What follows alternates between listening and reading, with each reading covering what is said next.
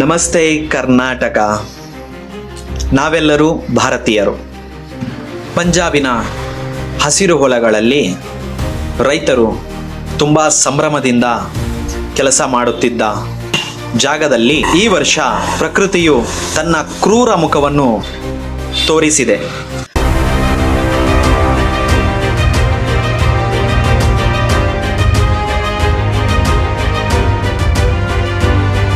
ಭಾರೀ ಮಳೆಯಿಂದಾಗಿ ಭೀಕರ ಪ್ರವಾಹ ಉಂಟಾಗಿದೆ. ನದಿಗಳು ತುಂಬಿ ಹರಿದು ಹಳ್ಳಿಗಳು, ಮನೆಗಳು, ಹೊಲಗಳು ನೀರಿನಲ್ಲಿ ಹೊಡೆದುಕೊಂಡು ಹೋಗಿವೆ.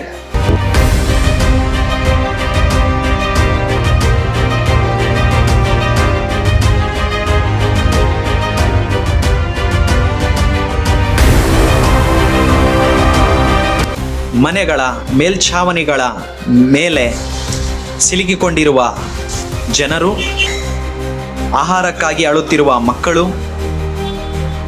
ನೆರವಿಗಾಗಿ ಕಾದಿರುವ ವೃದ್ಧರು, ಪರಸ್ಪರವನ್ನು ಉಳಿಸಿಕೊಳ್ಳಲು ಹೋರಾಡುತ್ತಿರುವ ಕುಟುಂಬಗಳು, ಇವೆಲ್ಲವೂ ಇವತ್ತು ಪಂಜಾಬಿನ ನೋವನ್ನು ತೋರಿಸುತ್ತಿದೆ.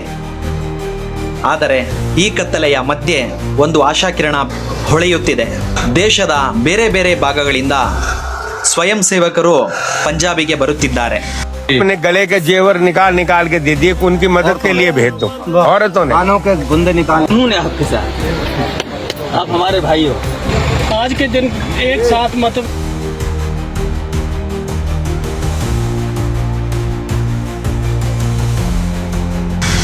ಯಾರೋ ದೋಣಿಗಳ ಮೂಲಕ ಜನರನ್ನು ರಕ್ಷಿಸುತ್ತಿದ್ದಾರೆ.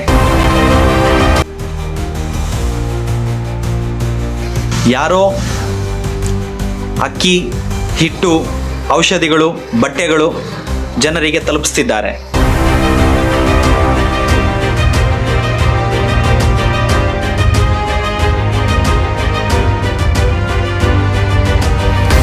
ಕೆಲವರು ಆನ್ಲೈನ್ ಮೂಲಕ ದೇಣಿಗೆ ಕೊಡುತ್ತಿದ್ದಾರೆ.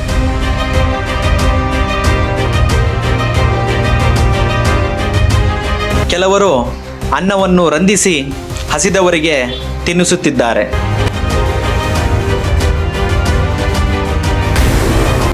ಈ ದುರಂತ ನಮ್ಮೆಲ್ಲರಿಗೂ ಒಂದು ಸತ್ಯವನ್ನು ನೆನಪಿಸುತ್ತದೆ.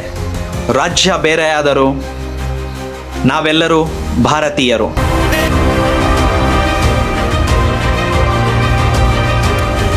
ಪಂಜಾಬಿನ ನೋವು ಭಾರತದ ನೋವು.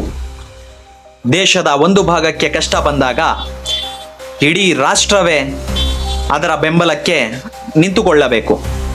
ನಾವು ಸಹ ಕೈ ಜೋಡಿಸೋಣ, ನಮ್ಮಿಂದಾದ ಸಹಾಯವನ್ನು ಮಾಡೋಣ. ಆಹಾರ, ಬಟ್ಟೆ, ಔಷಧಿ ಅಥವಾ ಹಣದ ಮೂಲಕ ಇತರರನ್ನೂ ಸಹ ಪ್ರೇರೇಪಿಸೋಣ. ಏಕೆಂದರೆ ಒಂದು ಚಿಕ್ಕ ನೆರವಿನಿಂದಲೂ ಒಂದು ಪ್ರಾಣವನ್ನು ಕಾಪಾಡಬಹುದು. ಇಂದು ಪಂಜಾಬಿಗೆ ನಮ್ಮ ಅವಶ್ಯಕತೆ ಇದೆ. ನಾಳೆ ನಮ್ಮ ಮೇಲೂ ಇದೇ ದುರಂತ ಬಂತು ಅಂದರೆ ನಮಗೂ ಇದೇ ಥರ ಪ್ರೀತಿ ಬೆಂಬಲ ಬೇಕಾಗುತ್ತದೆ. ಆದ್ದರಿಂದ ಒಟ್ಟಾಗಿ ಹೇಳೋಣ, ನಾವೆಲ್ಲರೂ ಭಾರತೀಯರು. ಪಂಜಾಬ್, ನಾವು ನಿಮ್ಮ ಜೊತೆಗೆ ಇದ್ದೇವೆ. ಜೈ ಹಿಂದ್, ಜೈ ಕರ್ನಾಟಕ.